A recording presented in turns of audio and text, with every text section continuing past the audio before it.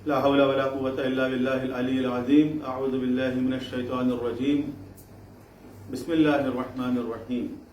الحمد لله والصلاة والسلام على رسول الله وعلى آله آل الله واللعنة الدائمة الأبدية على أعدائهم أعداء الله من يوم عداوتهم إلى يوم لقاء الله. حضرت محترم 6 جولائی مکتب تشیع پاکستان کے لیے ایک اہم تاریخی دن ہے، اور یہ وہ دن ہے کہ جب ملت جعفریہ پاکستان نے وطن عزیز میں اپنے حقوق حاصل کرنے کے لیے تاریخی احتجاج کیا اور عظیم کامیابی حاصل کی.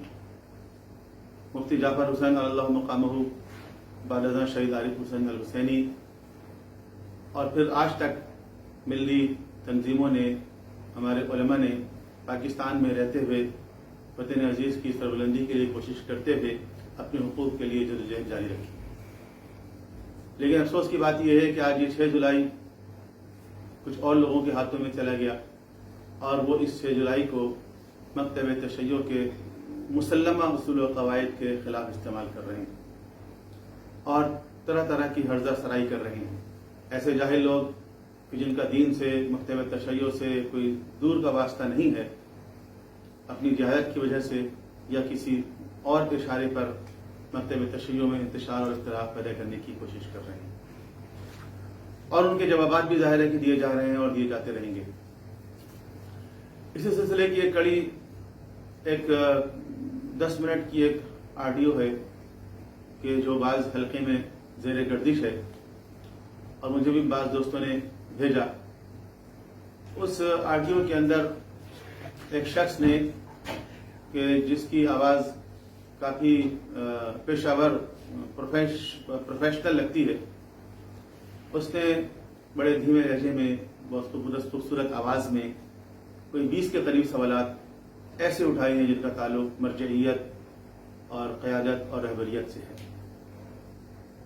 تو میں نے مناسب سمجھا کہ ان کے جو سوالات ہیں، جس کے بارے میں ان کا خیال یہ ہے کہ انہوں نے خود ہی جواب دے دیا ہے، حالانکہ جوابات نہیں دے سکے، اور وہ شاید یہ نہیں چاہتے کہ لوگ ان سوالات کے جوابات کسی سے پوچھیں، جا کے علماء سے پوچھیں اور خدا نخواستہ مطمئن ہو جائیں.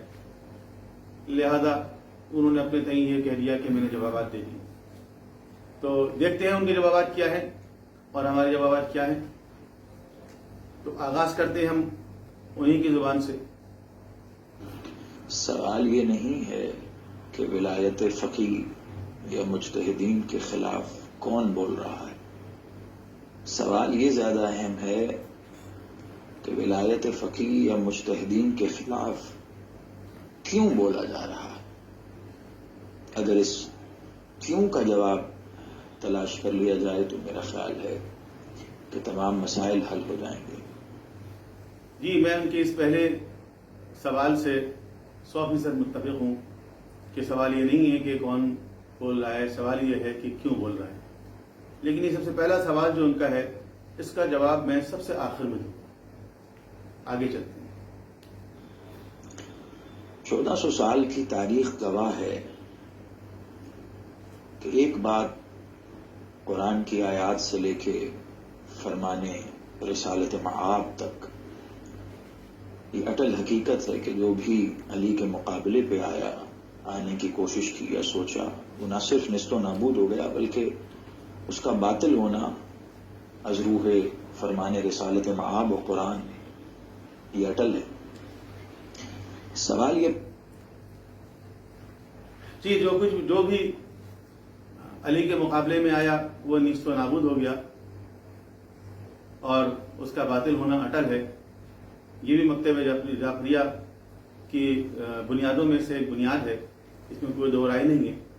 اس میں صرف ایک اضافہ کرنا چاہوں گا میں، اور وہ یہ ہے کہ وہ نیست و نابود کیسے ہوا اور اس کا باطل ہونا کیسے ثابت ہوا. اگر آپ 1400 سال کی تاریخ اٹھا کے دیکھیں تو علی علیہ السلام کے مقابلے میں یا اہل بیت اطہار کے مقابلے میں جو بھی آیا، اس کے باطل ہونے کو ہمارے علماء کرام نے ثابت کیا. مولا علی کی ولایت، اہل بیت اطہار کی ولایت کو ثابت کرنے کے لیے کن لوگوں نے کوشش کی، علمی کام کس نے انجام دی، یہ بڑی بڑی کتابیں کس نے لکھی؟ کتاب الغدیر کس کی لکھی ہوئی ہے؟ علامہ امینی کون تھے؟ ایک مجتہد تھے، ایک عالم تھے، ایک فقیہ تھے. تو جتنی بڑی بڑی کتابیں ہیں، بر صغیر میں سب سے بڑی کتاب احقاق الحق کس نے لکھی؟ ایک مجتہد تھے، ایک عالم تھے. تو علماء نے یہ کام کیا ہے، نہ جوہلا نے یہ کام کیا ہے، یا شاعروں نے یہ کام کیا ہے، یا باباؤں نے یہ کام کیا ہے، یا کسی مرشد نے، کسی شاجی نے، کسی سرکار نے. ان لوگوں نے یہ کام کیا. کس نے ولایت کا دفاع کیا؟ مکتب تشیع کے علماء نے اس کا دفاع کیا.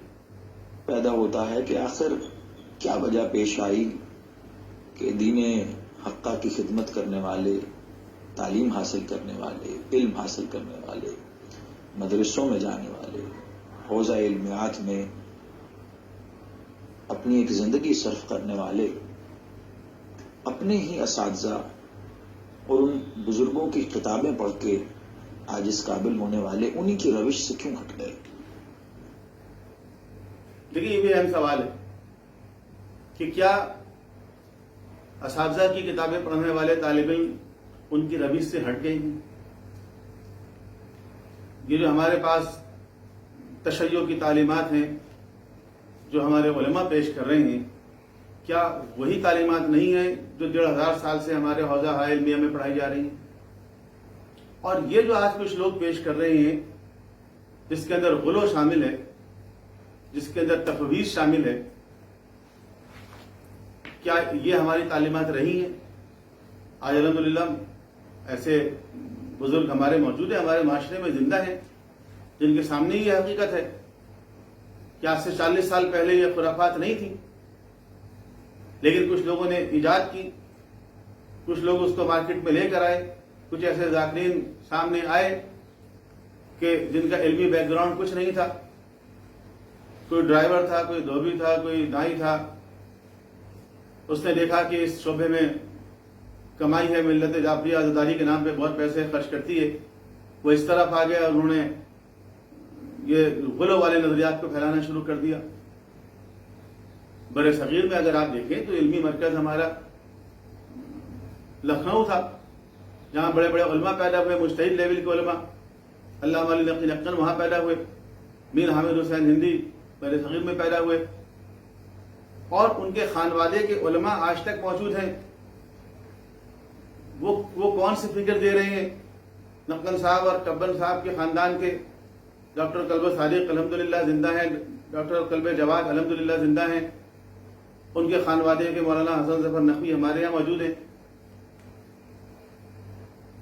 علامہ طالب جوہری کے والد محترم مولانا مصطفیٰ جوہر بہت پائے کے عالم دین تھے. تو یہ اپنی مجالس کے اندر، یہ اپنی تقریروں کے اندر، یہ اپنی گفتگو کے اندر کون سا تشیع بیان کر رہے ہیں؟ یہ وہی تو بیان کر رہے ہیں جو ہمارا سلسلہ ہمیشہ سے چلتا چلا آیا ہے. لیکن یہ جو 2-4 لوگ جو کفر اور شرک بک رہے ہیں، جن کے کلپس ہمارے مخالفین اپنی کمنٹری کے ساتھ نشر کر رہے ہیں اور بتا رہے ہیں کہ یہ ہے شیعہ، یہ کفر بک رہا ہے، یہ شرک بک رہا ہے، یہ قرآن کی تعلیمات کے خلاف ہے، یہ صریحاً اسلام کے خلاف ہے، یہ نہج البلاغہ کی تعلیمات کے خلاف ہے. تو کون اپنے روش سے ہٹا ہے؟ وہ علماء ہٹے ہیں جو صحیح تعلیمات پیش کر رہے ہیں، یا وہ جاہلین کو جو ایک نیا دین معاشرے کے سامنے پیش کرنے کی کوشش کر رہے ہیں، غلو والا دین اور شرک والا دین.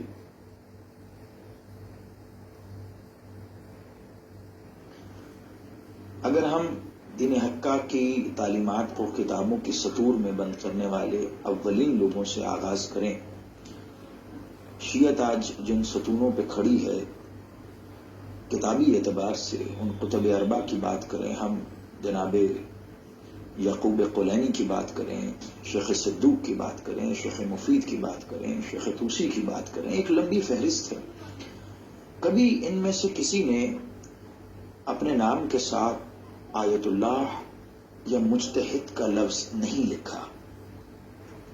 آخر کیا وجہ پیش آئی کہ انہی کی کتابیں پڑھ کے علمیت کا یہ دعویٰ کرنے والے لوگ آج اپنے ساتھ ان اعزازات یا الفاظ کا اضافہ کرتے ہیں؟ دیکھیے یہ بھی بڑی غلط فہمی ہے کہ جو ہمارے علماء متقدمین ہیں انہوں نے اپنے لیے کون سے خطابات استعمال کیے. ہمارے علماء خواہ وہ قدیم ہو یا جدید اپنے نام کے ساتھ کوئی القاب استعمال کرتے ہی نہیں.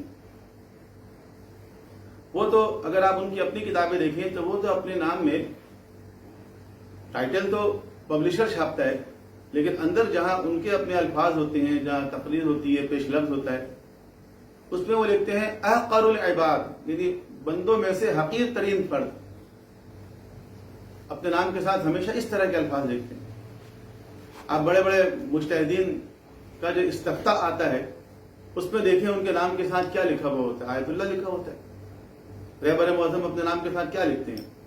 جو ان کا استفتاء میں جو اسٹیمپ لگی ہوتی ہے اس کے اوپر کیا لکھا ہوا ہے؟ اس پہ لکھا ہوا ہے سید علی حسینی سیستانی, اس پہ لکھا ہوا ہے سید علی خامنئی, روح اللہ الموسوی الخمینی, سید ابو القاسم الخوئی. یہ لکھتے ہیں. وہ کبھی نہیں لکھتے اپنے نام کے ساتھ آیت اللہ.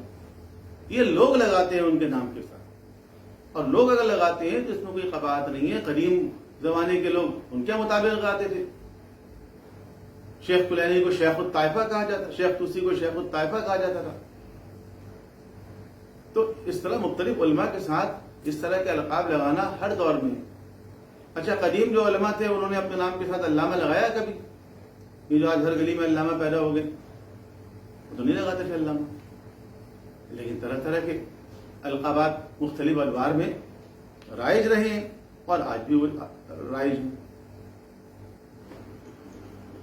آخر کیا وجہ پیش آئی کہ 14 صدیوں میں جو دعوے نہیں کیے گئے ان حدود کو کراس کر لیا گیا, ان حدود کو پار کر لیا گیا؟ آخر کیا وجہ پیش آئی کہ امام کی نائبیت کے دعوے کرنے والے اچانک سے خود اپنے نام کے ساتھ نہ صرف امام لکھنے لگ گئے بلکہ لکھوانے لگ گئے اور اس پہ راضی رہے, اور یہ سلسلہ ایک کے بعد دوسرے پہ منتقل ہوا اور اب دوسرے کے بعد آگے بھی منتقل ہونے کے لیے تیار ہے؟ دیکھیے یہ بنیادی تکلیف ہے جو گزشتہ 40 سال سے جاری ہے. انقلاب اسلامی کے ساتھ ہی یہ سوال شروع ہو گیا کہ امام خمینی کو امام کیوں کہتے ہیں. 40 سال سے اس کے جوابات دیے جا رہے ہیں لیکن کچھ لوگ ہر کچھ دنوں کے بعد یہ سوال اٹھاتے رہتے ہیں. وہ مطمئن ہونے والے نہیں ہیں کہ امام کا مطلب لیڈر ہے. قرآن کریم میں لفظ امام کن کن معنوں میں آیا اس کو دیکھنا چاہیے, اور ہماری احادیث کی کتابوں میں بھی امام کا لفظ 3 طرح کے الفاظ کے ساتھ آیا ہے. ایک ہے امام معصوم, ایک ہے امام عادل, اور ایک ہے امام جائر. امام معصوم سے مراد معصوم ہے. امام عادل سے مراد وہ عالم ہے کہ جو اسلامی حکومت کی سربراہی کرتا ہو, اپنے زمانے کا فقیہ بھی ہو, اس کو کہا گیا امام عادل. امام کہا گیا اس کو بھی. سنیوں میں بھی یہ اصطلاح استعمال ہوتی ہے, شیعوں میں بھی استعمال ہوتی ہے. اس کے مقابلے میں جو ہے وہ امام جائر یعنی ظالم امام. امام یعنی لیڈر, ایک ظالم لیڈر ہے, ایک عادل لیڈر, اور ایک امام معصوم ہے. لیکن یہ اصطلاح ہضم نہیں ہو رہی ہے بہت سے لوگوں سے, اور ساری دشمنی کی وجہ اصل میں وہ انقلاب اسلامی ہی ہے. آخر کیا وجہ پیش آئی کہ پوری دنیا میں انہی مراجع اور مجتہدین کے جو نمائندے ہیں وہ ان کی شان میں قصیدے پڑھتے ہوئے خود تو غلو کریں لیکن فضائل محمد و آل محمد بیان کرنے والوں کو غالی کہیں؟ دیکھیں کس طرح غلط فہمی پھیلا رہا ہے یہ شخص کہ مجتہدین کی شان میں غلو. حالانکہ غلو کی ڈیفینیشن کسی بھی ڈکشنری میں جا کے دیکھ لیں یا کسی عقائد کی کتاب میں دیکھ لیں, یا ہمارے اپنے علماء نے جو ڈیفائن کیا ہے علامہ مجلسی کی ڈیفینیشن دیکھ لیں, تو غلو کا مطلب ہے ائمہ طاہرین کو, اہل بیت اطہار کو خدا قرار دینا, الوہیت کا قائل ہونا, ان کو خالق سمجھنا, ان کو رازق سمجھنا, اس کو کہتے ہیں غلو. اور اس پر ائمہ طاہرین نے لعنت فرمائی, مذمت کی ہے اس کی, اور یہ اس کو مجتہدین کی طرف لے کر جا رہے ہیں ان لوگوں کو بچانے کے لیے جو اصل میں غالیانہ خیالات کا اظہار کر رہے ہیں, جو کھلم کھلا کفر اور شرک بک رہے ہیں, جو یہ کہہ رہے ہیں کہ घोड़े के सुम पे सजदा करो, घोड़े ने पाकिस्तान बनाया, घोड़े के सुम पे सजदा करो। जिनकी वीडियो हमारे मुखालिफिन फैला रहे हैं हर तरफ, ये है शिया, शिरक करते हैं, और पता नहीं कैसे कैसे खुराफात हैं जो राइज हैं।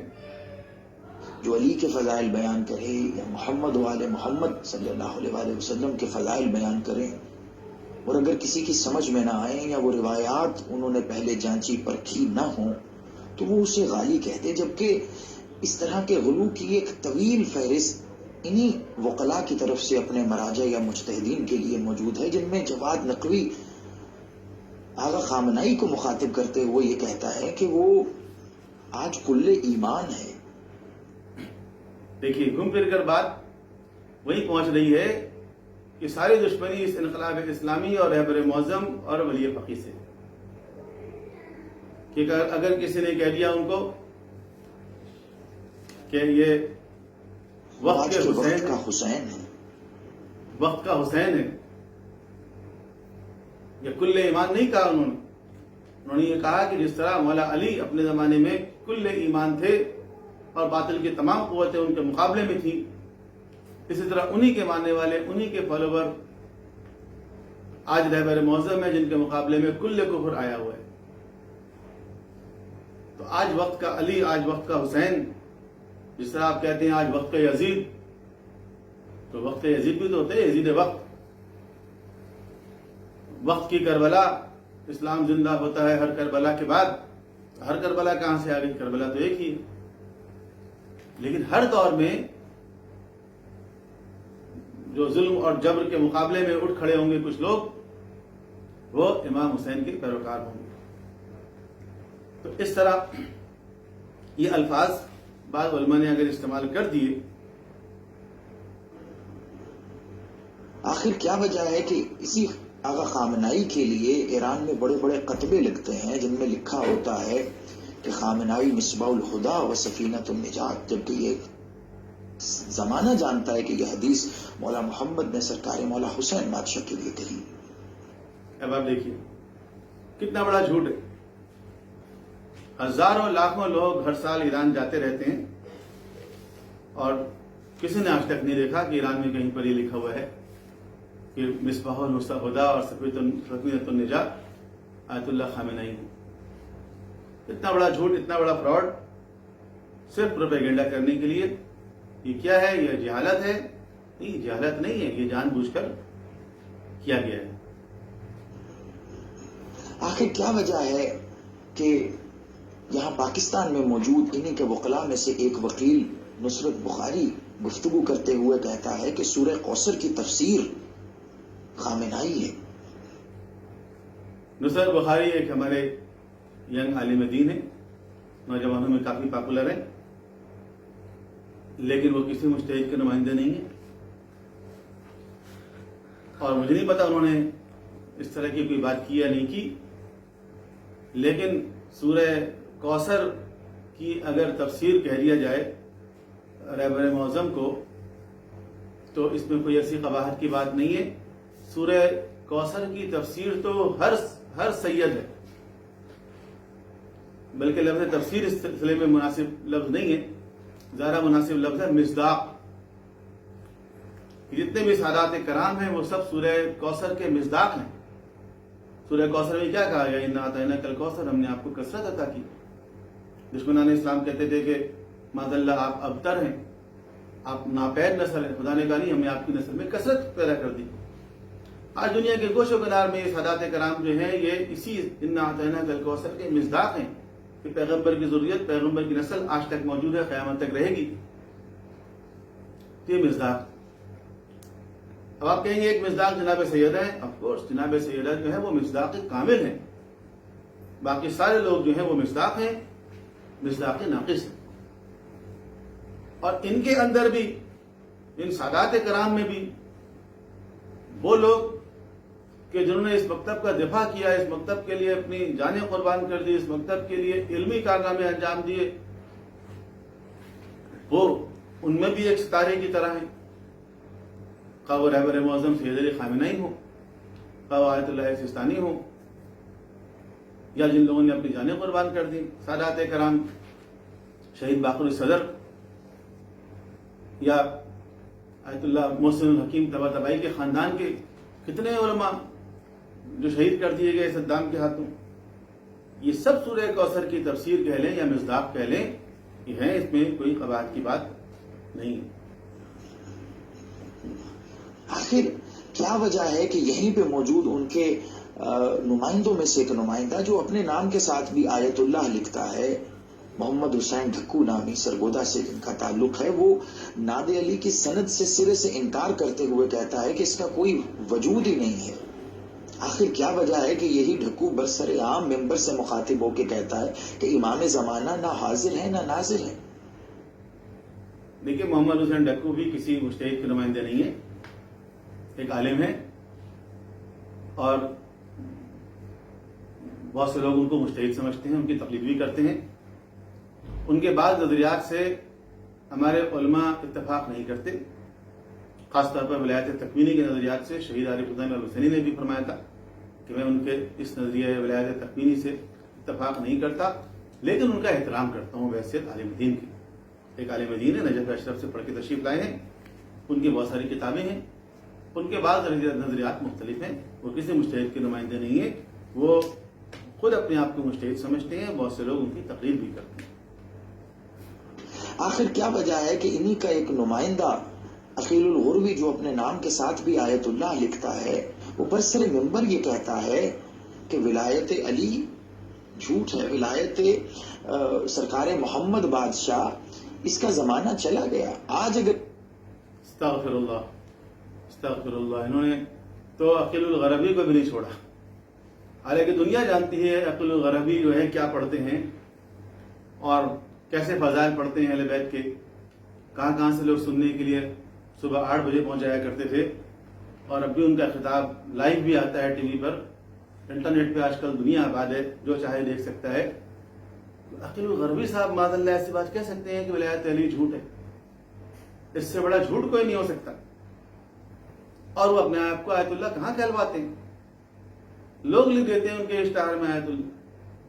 میں نے خود ان کا لیٹر ہیڈ دیکھا، اس پہ لکھا ہوا سید عقیل الغربی، اردو میں سیدھے ہاتھ کی طرف سے. کسی ولایت کو ان کی ولایت مانا جا سکتا ہے تو وہ ولایت فقیہ ہے.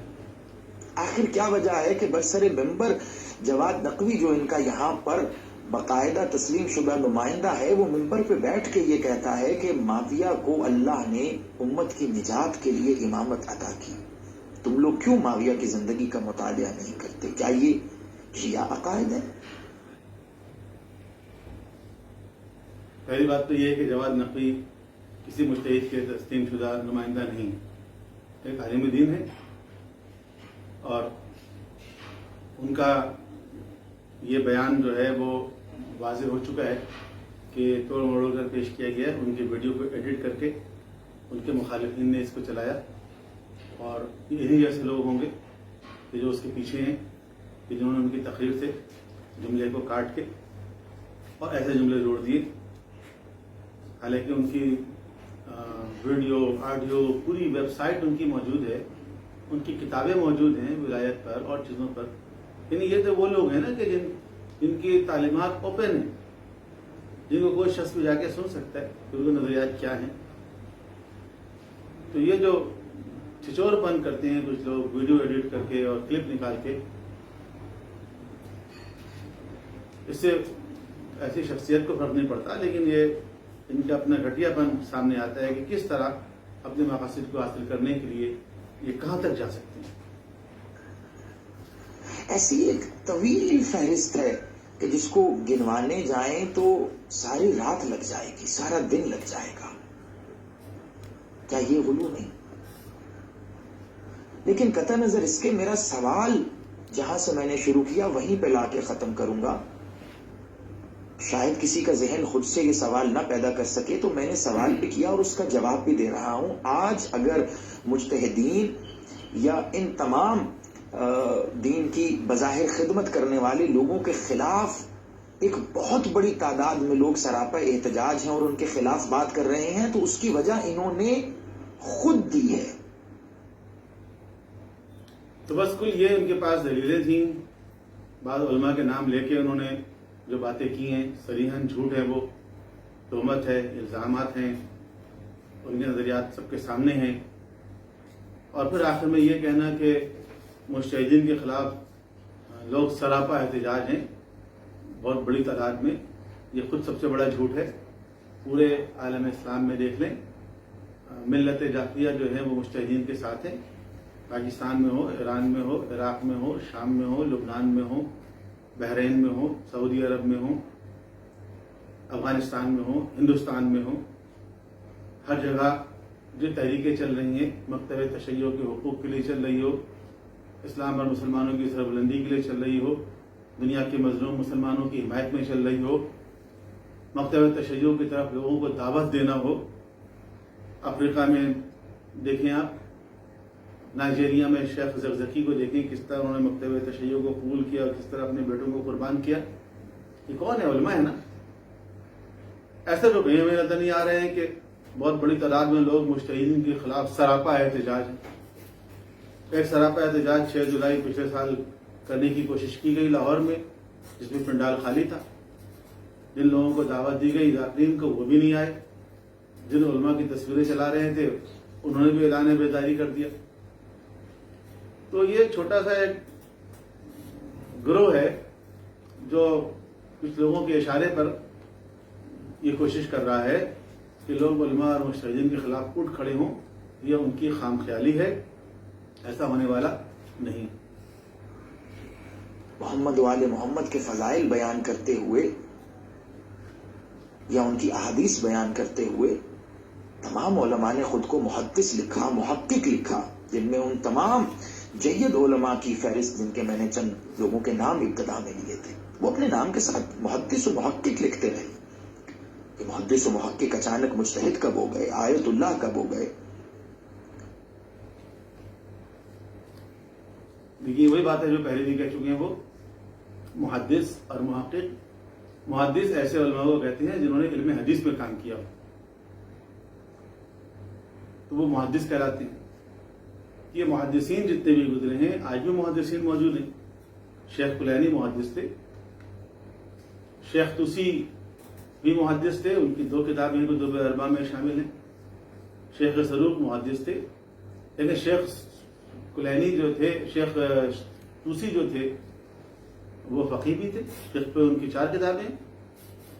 شیخ سروق فقیہ بھی تھے، ان کے والد ابن بابی قمی جو تھے وہ محدث بھی تھے، لیکن امام حسن عسکری علیہ السلام کے نمائندے تھے قوم میں، اور وہ فقیہ بھی تھے۔ علامہ مجلسی محدث تھے، حر عاملی محدث تھے، لیکن علامہ ہلی فقیہ تھے، محقق ہلی فقیہ تھے۔ یہ ہمارے حوزہ علمیہ میں ایک روش رہی ہے کہ مختلف علماء کے نام کے ساتھ کچھ ایسے القاب لگا دیے جاتے ہیں تاکہ ان کی شناخت آسانی کے ساتھ ہو جائے، کیونکہ پہلے زمانے میں کتابیں بہت کمپیکٹ لکھی جاتی تھی، تو اس میں بڑے علماء کے نام کے ساتھ مثلا کہا جائے گا شہید، شہید سے مراد شہید اول۔ مثلا اگر کہا جائے گا کہ قال محقق، تو محقق سے مراد کہ محقق ہلی۔ مثلا کہا جائے قال الشیخ، شیخ سے مراد شیخ توسی۔ یہ فقہ کی کتاب کے اندر مختلف علماء کے، مختلف فقہاء کے، مجتہدین کے ناموں کے ساتھ اس طرح کے القاب لگا دیے جاتے ہیں، تو آج کل کے زمانے میں بھی لگائے جاتے ہیں، اور اسی طرح دیگر علماء کے ساتھ بھی لگاتے ہیں۔ جیسے میں نے مثال دیا علامہ، فقہ میں تو جب کہتے ہیں علامہ، اس سے علامہ ہلی مراد، علامہ مجلسی مراد نہیں۔ علامہ مجلسی کو ہم لوگ علامہ کہہ دیتے ہیں، ورنہ علامہ مجلسی محدث تھے، ان کو ملا باقر مجلسی کہا جاتا تھا۔ تو الفاظ جو ہیں وہ بدلتے رہتے ہیں۔ یہ صاحب اپنی تقریر میں جگہ جگہ کہہ رہے ہیں مولا باقر، مولا صادق بادشاہ، اور مختلف ائمہ کو جو آپ بادشاہ کہہ رہے ہیں، یہ کہاں لکھا ہوا ہے؟ قرآن میں کہا گیا ان کو بادشاہ، پیغمبر اکرم کو، اہل بیت کو، حدیث میں کہا گیا بادشاہ، ائمہ تعلیم کے زمانے میں ان کو بادشاہ کہا جاتا تھا۔ اور بادشاہ کہنا کوئی بڑی بات ہے کیا؟ بادشاہ ہونا کوئی بڑی بات ہے ان کے مقابلے میں؟ بادشاہ تو ایک پوسٹ ہے، ان کے لیے بادشاہ تو بہت حقیر چیز ہے. آپ کہہ رہے ہیں آج کے مولا علی وزیر اعظم، امام حسین پریزیڈنٹ، یہ ان کی شان کی بات ہوگی کوئی؟ تو یہ جو آپ بار بار بادشاہ بادشاہ کہہ رہے ہیں، تو بادشاہ کہاں لکھا ہوا ہے؟ کسی کتاب میں لکھا ہوا ہے؟ اب ہمارے آج سے مثلاً 40 سال پہلے کے علماء کی تقریریں اٹھا کے دیکھیں، ائمہ تعین کو بادشاہ کہتے تھے وہ. ہاں، وہ خواجہ معین الدین چشتی نے کہا تھا شاہ استر حسین بادشاہ استر حسین، تو وہ تو ایک شاعری ہے بس. تو اسی طرح الفاظ میں نہیں کہہ رہا ہوں غلط ہے کہنا، لیکن جس طرح آپ نے ایجاد کر دی رہی اصطلاح، اسی طرح علماء کے لیے بھی مختلف الفاظ استعمال ہوتے ہیں. اس میں کوئی حسد کرنے کی بات نہیں ہے.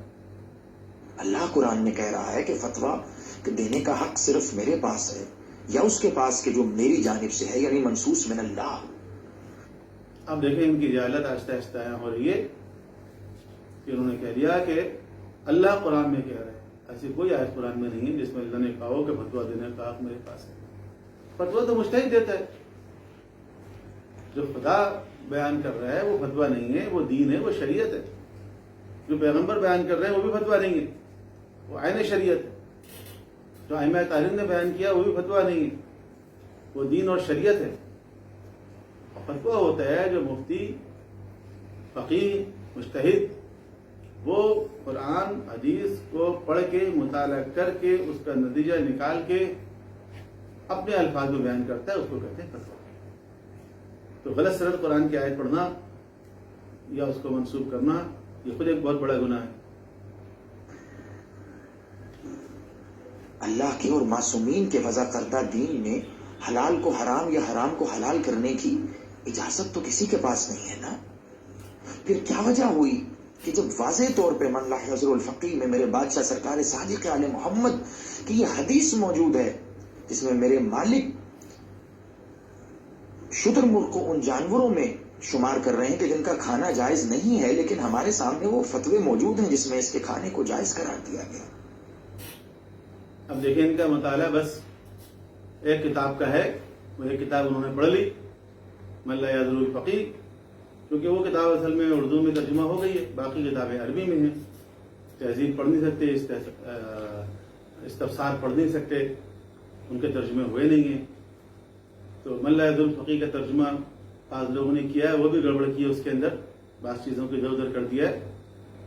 تو اب وہ پڑھ کے فتویٰ دینے لگے شدہ مرغ کا گوشت حرام. آپ نے ابھی ایک ہی کتاب پڑھی ہے، اب یہ اور کتابیں تو پڑھے، پھر آپ کو پتہ چلے گا حدیثیں کیا ہوتی ہیں. اور اس کتاب کا نام بھی کیا ہے؟ من لا یحضرہ الفقی.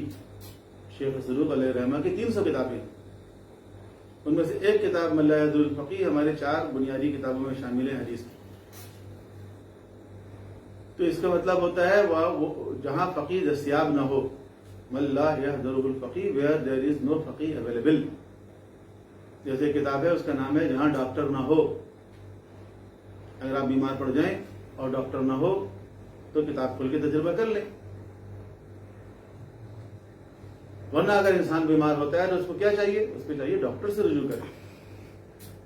شیخ صدوق نے کتاب کا نام یہی لکھا ہے، اگر آپ کو دین چاہیے، شریعت چاہیے، اس کے احکامات چاہیے تو فقیہ سے رجوع کریں. فقیہ دستیاب نہ ہو تو کتاب کھول کے پڑھ لیں. تو آپ یہ کہہ رہے ہیں کہ فقیہ کہہ رہا ہے کہ شتر مرغ کا گوشت حلال ہے، اور ایک کتاب آپ نے پڑھ لی اس کے اندر لکھا ہوا حرام. وہی فقیہ نے وہ کتاب پڑھی ہوئی ہے جو آپ نے پڑھی، اور اس جیسی 200 کتابیں اور پڑھی ہوئی ہیں، اور پھر سب پڑھنے کے بعد اس نے نتیجہ یہ نکالا ہے، خلاصہ یہ نکالا ہے کہ قرآن اور پیغمبر اکرم کی تعلیمات اور اہل بیت کی تعلیمات کا خلاصہ یہ. اور وہ روایت جو آپ نے پڑھ لی ہوگی اس کے اندر یقیناً کوئی سقم ہوگا، کوئی کمزوری ہوگی اس کے راویوں میں. اور آپ یہ کیسے کہہ سکتے ہیں کہ امام نے کہا؟ جتنی کتابیں بھی ہیں وہ سب کتابیں غیر معصوم کی لکھی ہوئی ہیں، امام کی لکھی ہوئی تو نہیں ہے. شیخ صدوق کوئی معصوم تو نہیں تھے. اگر وہ ایک قول نقل کر رہے ہیں، شیخ طوسی ایک قول نقل کر رہے ہیں، تو آپ کو الٹیمیٹلی کسی غیر معصوم سے لینا پڑ رہا ہے نا. تو little knowledge is a dangerous thing. اور پاکستان میں بھی سب نے دیکھا ایسی کتنی لمبی فہرست ہے کہ جسے گنوایا جائے کہ جس میں مولا کے حلال کو حرام یا حرام کو حلال کر دیا گیا. جدید فقہی مسائل کے عنوان سے آغا سیستانی کی آنے والی جو ابھی توضیح المسائل ہے، اس کے ایک فتوے کے مطابق وہ یہ کہتے ہیں کہ گھر میں اگر محرم کے سامنے کوئی مستور یعنی کہ ماں یا بیٹی اپنی شرمگاہوں کو ڈھانک کے باقی بدن کو کھلا چھوڑ کے گھومتی ہے تو اس میں کوئی اشکال نہیں ہے، یعنی اس میں کوئی قباحت نہیں ہے. کیا یہ محمد و آل محمد کی تعلیمات ہیں؟ جی، یہ محمد اور آل محمد کی تعلیمات کے نتیجے میں ہی فقہا فتویٰ دیتے ہیں. اور آپ اگر پڑھیں تعلیمات کو جا کر، چونکہ آپ نے چیزیں پڑھی نہیں ہیں تو آپ کو اندازہ ہوگا کہ تعلیمات کیا ہیں. تو مجتہد کے فتوے پر اعتراض کرنے کے بجائے، تنقید کرنے کے بجائے، اگر آپ کی قابلیت اتنی ہو تو آپ ان ریسورسز کو جا کے دیکھیں جہاں سے انہوں نے یہ فتویٰ دیے ہیں.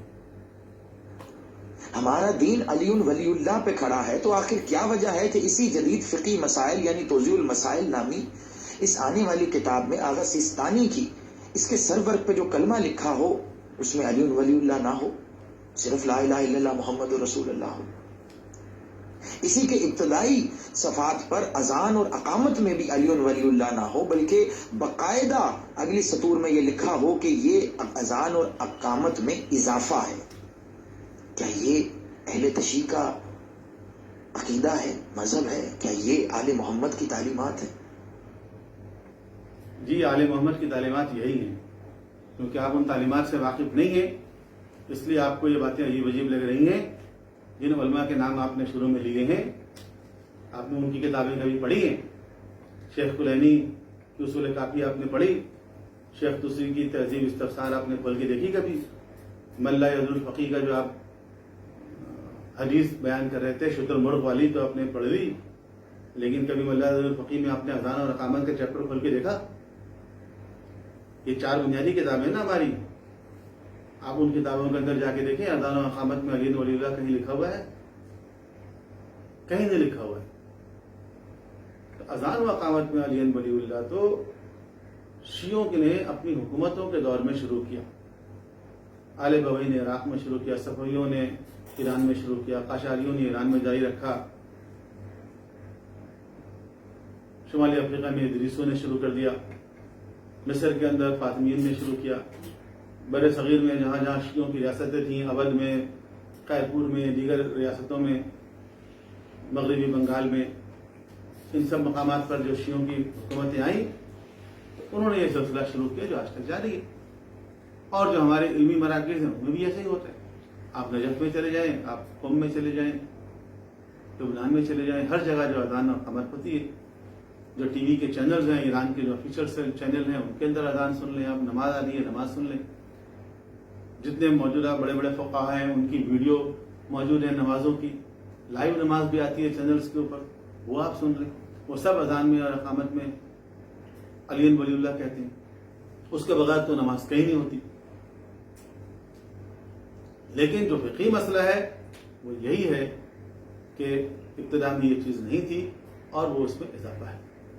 جو ریالٹی ہے، جو حقیقت ہے، اس کو تسلیم کریں اور اپنی عقل مندی کو دین کا حصہ نہ بنائیں. بس میں اتنا ہی کہنا چاہوں گا. گالی کے جواب میں گالی دینا مناسب نہیں ہے، تنقید کے جواب میں تنقید کر دینا مناسب نہیں ہے. میں نے چند سوالات اٹھائے ہیں، یہی سوالات جواب ہیں کہ آخر کیا وجہ ہے کہ آج ان لوگوں کی تقسیم کی جا رہی ہے، ان لوگوں کی ہرزہ سرائی کی جا رہی ہے، ان کے خلاف باتیں کی جا رہی ہیں اور کچھ لوگ شاید گالیاں بھی دے رہے ہیں. وجوہات یہی ہیں جس کا میں نے جواب دیا.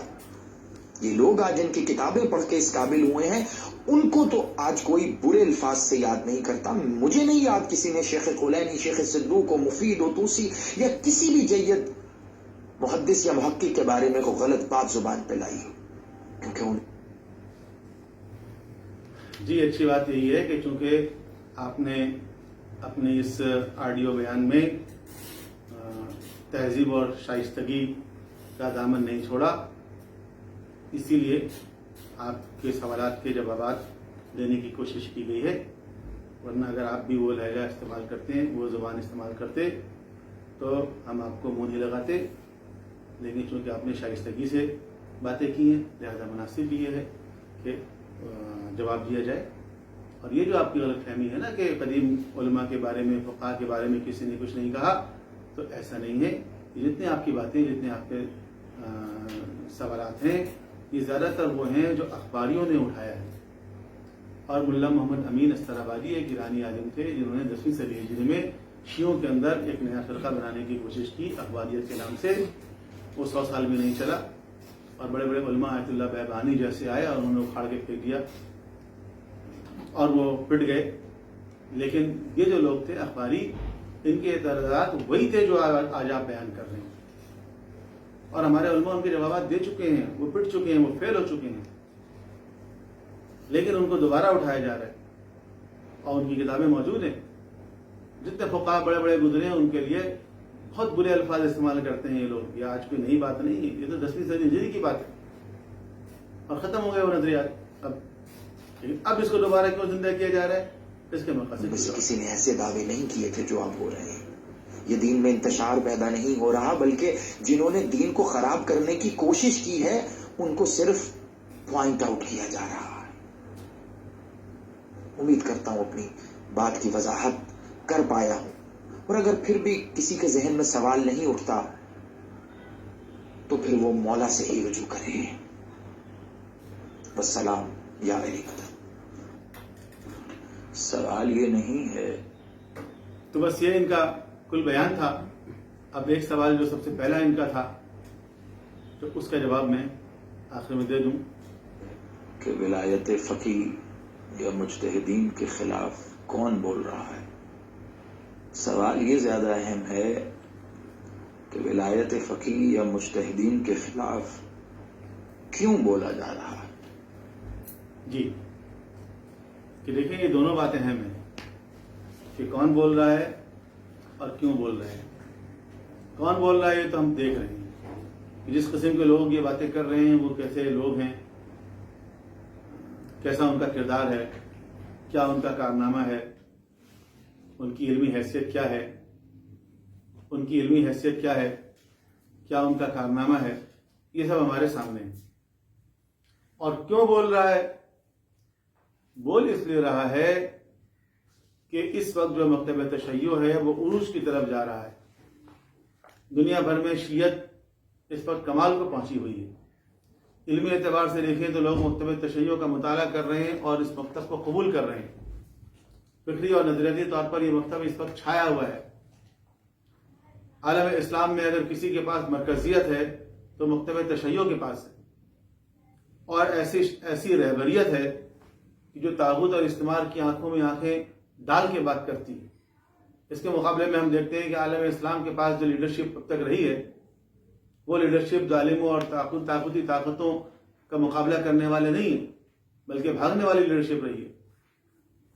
تو اس کے مقابلے میں مکتب تشیع کے پاس الحمدللہ ایسی قیادت اور رہبریت موجود ہے جس کی وجہ سے عالم اسلام کی قیادت، لوگ چاہیں یا نہ چاہیں، لیکن عالم اسلام کی جو قیادت ہے وہ اس وقت مکتب تشیع کے ہاتھ میں ہے۔